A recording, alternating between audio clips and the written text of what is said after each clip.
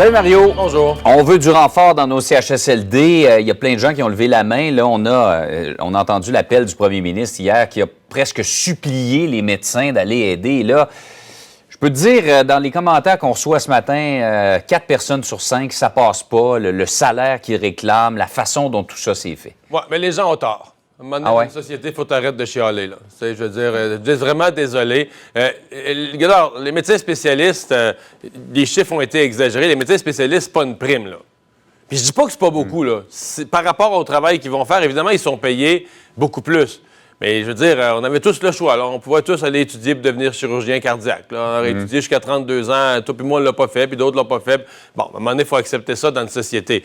Donc là, ce qui pour moi aurait été un scandale, qui m'aurait rendu choqué ce matin, c'est si les médecins n'avaient pas répondu à l'appel.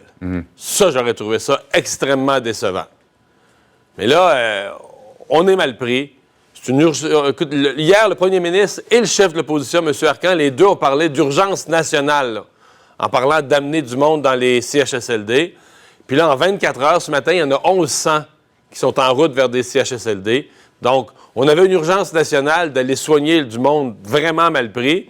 Puis là, on sent des personnes les plus compétentes qu'on a dans le domaine de la santé sont en route, là. Fait que, à un moment donné, on peut-tu être content de ça? On peut-tu prendre le temps dans une crise, puis il y a assez d'affaires qui vont mal? C'est sûr que, Mario, c'est tellement urgent que là, si on commence à discuter de l'argent et tout, on n'opérera jamais. Là. On veut trouver des motifs pour chialer. Je peux en trouver jusqu'à demain, là.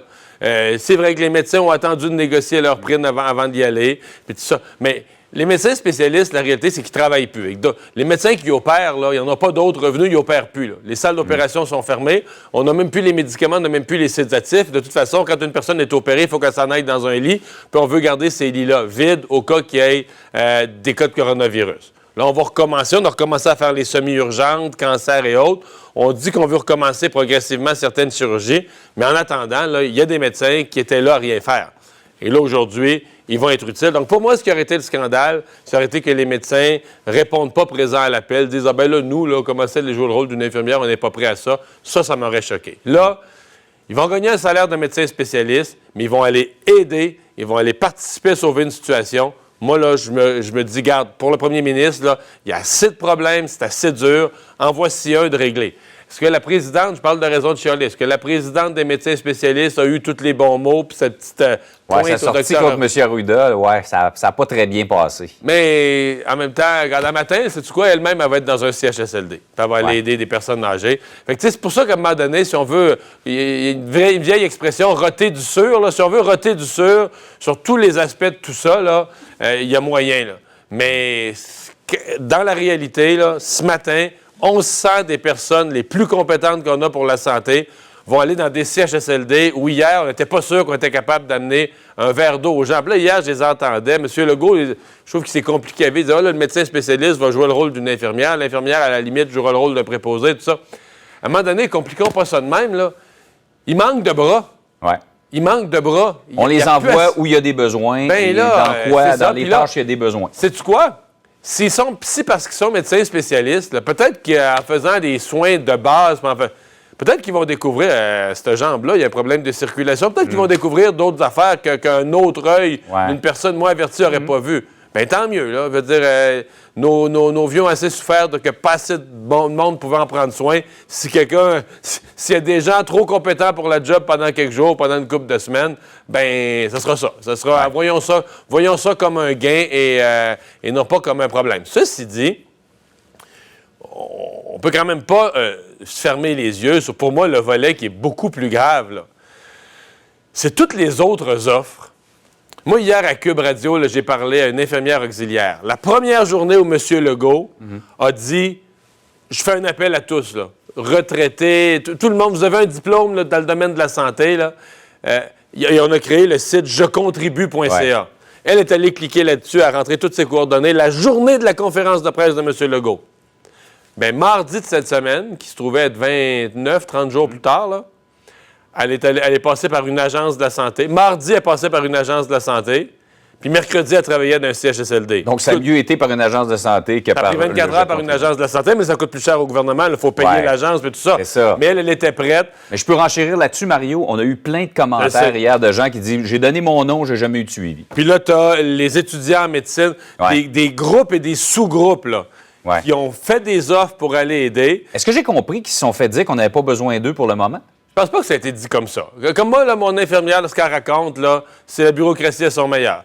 Quelqu'un a reçu un courriel en disant « On va vous faire une entrevue téléphonique ». Ce qui s'est fait 4-5 jours plus tard. Une entrevue téléphonique. Là, on vous a dit entrevue téléphonique, on comprend, vous avez la bonne compétence, bonne attitude, bonne tout. On vous prend. Quelqu'un y aurait écrit pour dire qu'on allait y envoyer un questionnaire. Là, il se passe toujours une semaine dans chaque. Et là, lundi de cette semaine, elle a reçu un questionnaire de 10 pages. Tu comprends? C'est la bureaucratie, là, c'est la roue qui tourne.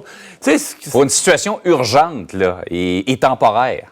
Et c'est pour ça que, tu comprends, vous en cherchez, là, si on veut chialer contre des salaires, là, les dirigeants des CIS et des CIUS, là, il y en a un paquet qui gagne plus que le premier ministre. Là. Tous les hauts dirigeants, là, ça gagne plus que le premier ministre. Mais pour l'instant, l'efficacité de la bureaucratie en santé, c'est pas impressionnant, ça non plus. Mais, on verra ça après. Là. Pour l'instant, c'est de faire au plus urgent et c'est de s'assurer que les crises sanitaires, les gens qui n'ont pas de soins, des gens dont la santé et le bien-être est en danger quotidiennement parce qu'ils n'ont pas de soins, qu'on puisse aller régler ça. Puis sais-tu quoi? Moi, je pense que... Ça aurait été un vrai scandale que les médecins spécialistes refusent d'y aller, mais aujourd'hui, là, je pense qu'il y a bien du monde, la majorité silencieuse, on va trouver ça correct, on va trouver ça, à la limite, je vais dire, on va trouver ça beau, là, que des médecins spécialistes qui sont habitués à reconstruire des genoux, des hanches, puis l'autre qui est spécialiste, qui est capable d'opérer dans le cerveau, vont aller peut-être donner à manger à des aînés, vont aller faire du soin de base, puis tout ça. Sais-tu quoi? Peut-être que quand ils prendront leur retraite, ces médecins-là, ils raconteront là, que ces journées-là, du point de vue humain, ils auront fait 3-4 semaines, là, ont eu une saveur particulière dans leur carrière, puis une leçon d'humanité. Ça va peut-être changer leur pratique même, leur façon de voir leur métier. Il faut à un moment donné essayer de voir le positif des choses. Et le reste, là, je veux dire, je pense que M. Legault, là, des éléments dans le debriefing, là, quand on fera le post-mortem de tout ce qui s'est passé, il y aura des livres à écrire là, sur tout ce qui a marché, pas marché, puis tout ça. Mais je pense pas que François Legault, à tous les jours, présentement, il écrit son journal de bord philosophique. Là, je pense qu'il est à l'étape de, comme disait l'autre, un trou, une cheville. Il y a un problème, il faut que tu le règles parce que on voit bien l'urgence, on constate bien l'urgence des situations puis le dramatique des situations. Là. Et là, on commence à penser au déconfinement, la sortie du confinement. On sait que Donald Trump doit présenter un plan déjà aujourd'hui. Au Québec, on commence à évoquer certaines possibilités. Oui, et ce matin, il y a Joseph Facal dans le journal qui dit qu'on nous le présente, ce plan-là, et je suis pas mal d'accord avec lui. Sais-tu ce qui est drôle? La semaine passée, les journalistes et le public, là, on disait... Ça nous prend les courbes, ça nous prend les scénarios. Combien il va y avoir de gens infectés rendus au 20 avril, au 25 avril, combien de morts? Qui est un des scénarios quand même très hypothétique parce qu'on ne prédit pas l'avenir, puis on ne le sait pas vraiment, puis plein d'affaires peuvent venir changer la façon dont le virus agit, puis tout ça, mais peu importe. On voulait ça. T'as-tu remarqué que depuis qu'on les a, ces courbes-là, il n'y a plus personne qui en parle, ça n'intéresse plus personne. On ne prend même pas la peine d'aller vérifier à chaque jour, est-ce que le nombre de décès ou le nombre de cas, est-ce que le point est en bas de la courbe ou en haut de la courbe? Alors que, à mon avis, les scénarios beaucoup plus utiles, qui ne sont pas de la curiosité, mais qui sont des scénarios concrets parce que nos entrepreneurs, nos acteurs économiques, les gens dans les différentes industries ont besoin de savoir, ce sont les scénarios de sortie du confinement. Qu'est-ce que le gouvernement prévoit pour différents secteurs? Est-ce qu'il pourrait avoir des actions différentes pour des régions ou pour d'autres? Parce qu'il y a des régions où il y a peu de cas, des régions où il y a beaucoup de cas, etc. Ça, c'est le genre de scénario que c'est pas juste de la curiosité. C'est ce genre de scénario qui sera utile à connaître parce que les acteurs économiques doivent vouloir se préparer en conséquence.